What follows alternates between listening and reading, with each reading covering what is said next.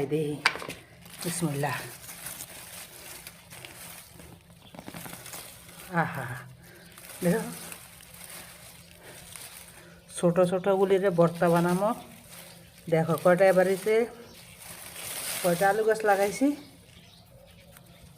এই দেখেছ তন্তাজা আলু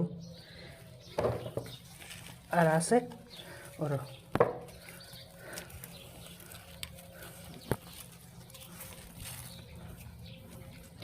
রিজিকের মালিক আল্লাহ, বাজার থেকে কিনে আনছি খাবারের জন্য, তখন লাগাই দিলাম।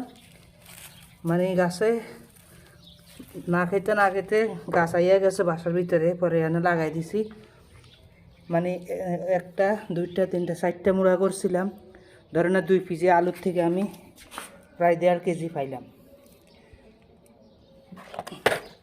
এরকম না, 2 পিসের থেকে 1.5 কেজি পেয়েছি আলু।